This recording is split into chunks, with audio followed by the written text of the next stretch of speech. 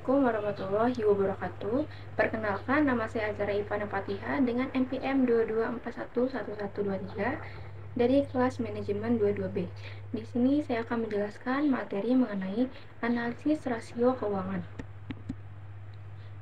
Analisis rasio keuangan adalah salah satu alat analisis yang digunakan dalam bidang keuangan untuk menyalahkan kinerja suatu perusahaan berdasarkan data evaluasi yang terdapat dalam laporan keuangan, seperti laporan neraca, laporan laba rugi, dan arus kas dalam satu periode tertentu. Dalam analisis ini, data keuangan perusahaan dipecah menjadi beberapa rasio yang berbeda, yang kemudian digunakan untuk mengidentifikasi kekuatan dan kelemahan perusahaan, serta untuk membuat proyeksi dan perkiraan kondisi keuangan di masa mendatang. Tujuan dari rasio keuangan. Yang pertama, melacak kinerja perusahaan. Analisis rasio keuangan membantu dalam mengevaluasi kinerja perusahaan di masa lalu, sekarang, dan masa depan. Hal ini memberikan gambaran yang jelas tentang kesehatan keuangan perusahaan dan membantu dalam mengidentifikasi tren dan pola yang dapat digunakan untuk membuat keputusan yang tepat mengenai masa depan perusahaan. Kedua, menilai kesehatan keuangan. Analisis rasio keuangan membantu dalam menentukan tingkat kesehatan keuangan suatu perusahaan. Ini memberikan pandangan komprehensif tentang posisi keuangan perusahaan termasuk likuiditas, solvabilitas, dan profitabilitasnya. Ketiga, mengidentifikasi kekuatan dan kelemahan. Analisis rasio keuangan membantu dalam mengidentifikasi kekuatan dan kelemahan perusahaan. Dengan membandingkan rasio keuangan suatu perusahaan dengan tolak ukur industri, kita dapat mengidentifikasi bidang-bidang di mana kerja perusahaan baik dan bidang-bidang memerlukan perbaikan. Keempat, membantu keputusan yang diinformasikan. Analisis rasio keuangan digunakan untuk membuat keputusan yang tepat tentang masa depan perusahaan. Hal ini membantu dalam mengidentifikasi potensi risiko dan peluang serta memberikan dasar untuk mengembangkan strategi dan rencana tindakan. Selanjutnya, kelima, berkomunikasi dengan pemangku kepentingan. Analisis rasio keuangan juga digunakan untuk mengkomunikasikan kinerja perusahaan dan kesehatan keuangan kepada pemangku kepentingan, termasuk investor, kreditor, dan karyawan. Hal ini membantu dalam mengembangkan kepercayaan dan keyakinan terhadap perusahaan dan dapat digunakan untuk sebagai alat untuk menarik investasi dan pembiayaan. Selanjutnya, pentingnya analisis laporan keuangan. Yang pertama, menentukan posisi keuangan usaha. Analisis laporan keuangan membantu dalam menentukan posisi keuangan perusahaan.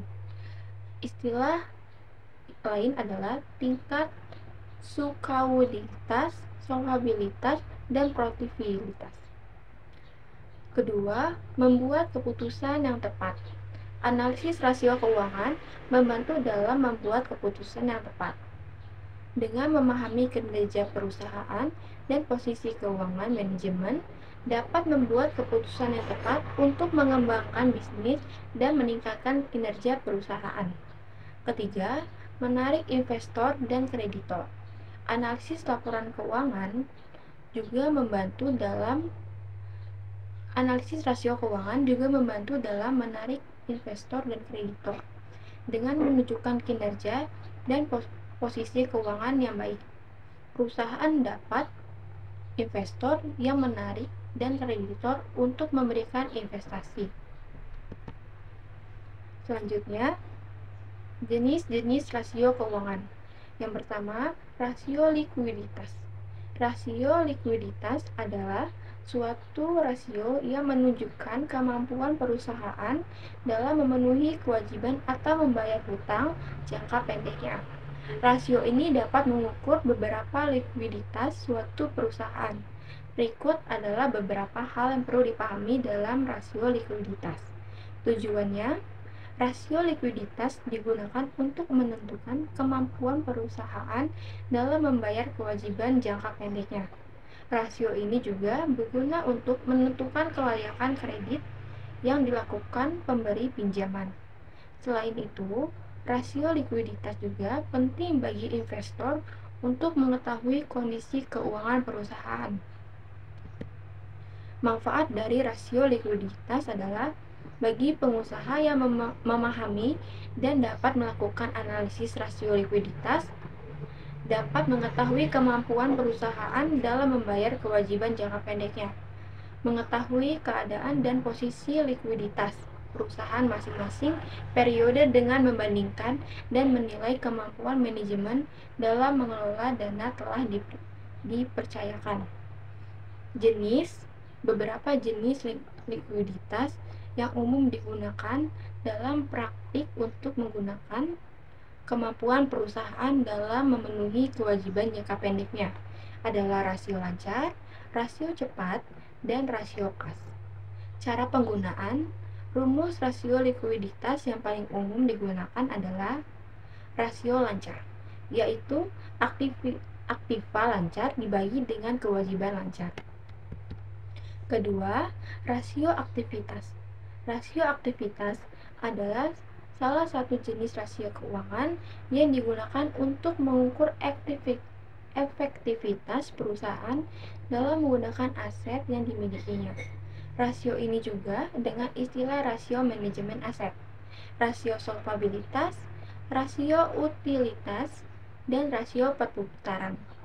Tujuannya dari penggunaan rasio aktivitas adalah untuk mengetahui apakah pemakaian aset perusahaan telah optimal atau belum, serta untuk mengetahui efisiensi proses menjalankan operasi bisnis. Manfaatnya, membantu investor dan analis keuangan mengukur seberapa efisiensi perusahaan menggunakan asetnya, mengidentifikasi masalah serta membantu perusahaan dalam melakukan koreksi yang diperlukan terhadap aktivitas bisnisnya. Jenis rasio perputaran, total aset, rasio perputaran, modal kerja, rasio perputaran laporan, rasio perputaran persediaan, rasio perputaran aset tetap, dan rasio siklus konversi kas. Selanjutnya, rasio profitabilitas adalah rasio metrik keuangan yang digunakan untuk mengukur dan mengeluarkan kemampuan perusahaan dalam menghasilkan laba atau keuntungan dari pendapatan yang diperoleh. Tujuannya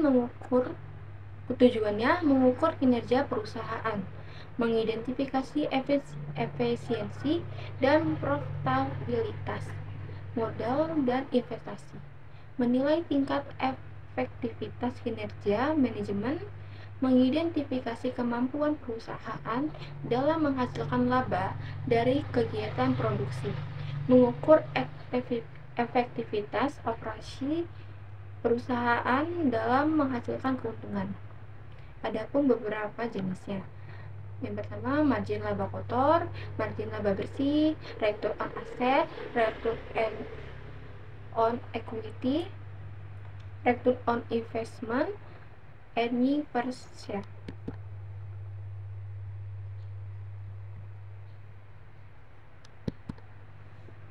Sekian penjelasan dari saya akhiri. Wassalamualaikum warahmatullahi wabarakatuh.